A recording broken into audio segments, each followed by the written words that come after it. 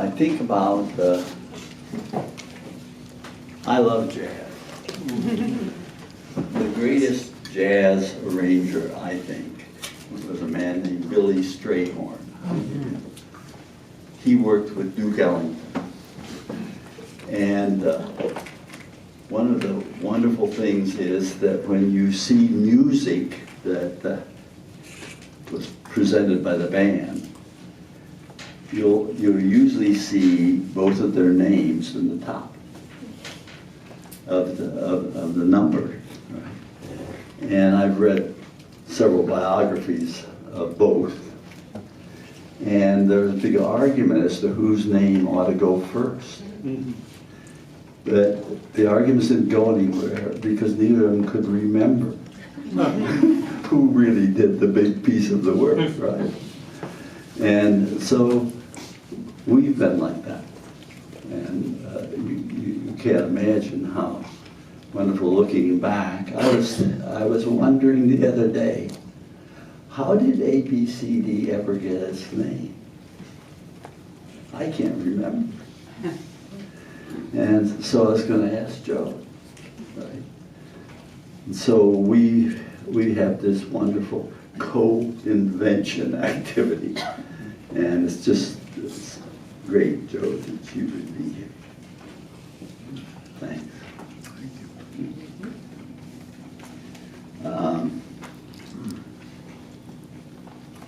You were all asked what you wanted to do when you're 87. Well, I'm 87, and I'll tell you what you won't do. You won't buy green bananas.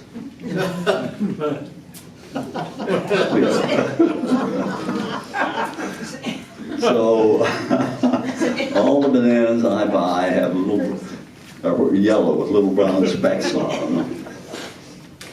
But at any rate, we are at that place where you're not looking very far ahead.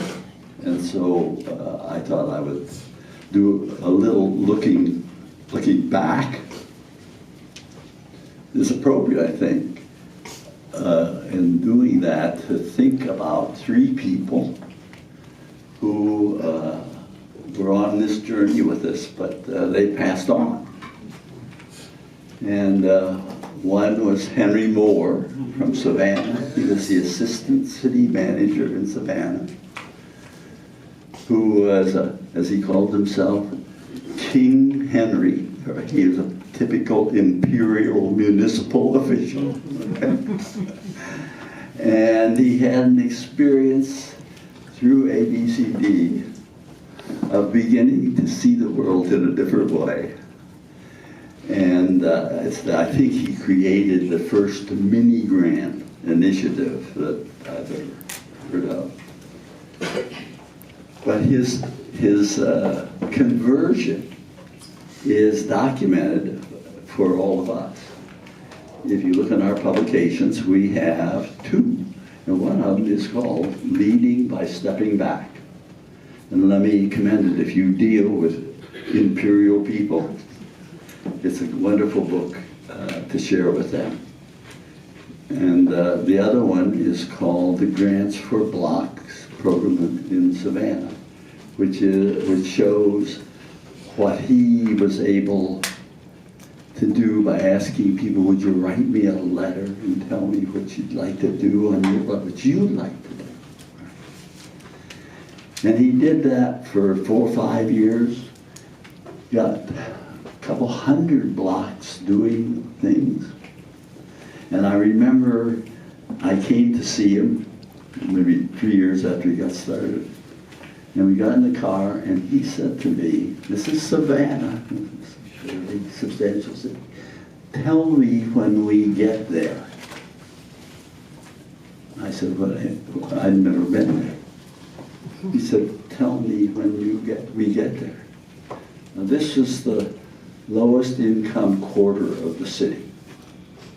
And as we drove the city, I knew when I got there. It was that clear, that real, to see in that neighborhood what it had become.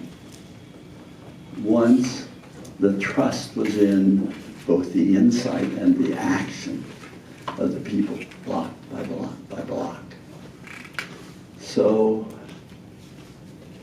he got some mysterious disease and died 3 months later, and we really miss him. Another person has left us, and I never met him, but his name is Ted Smeaton from Australia. Anybody here know? Who'd like to say something about Ted? Who knows him well? Anybody? Jim. Nope. Yeah. Okay. Yeah. When I met Ted, he was actually a friend of Mike Green's. And he and a woman, I forget the name of the woman that came with him, but they're from Australia. And they got excited about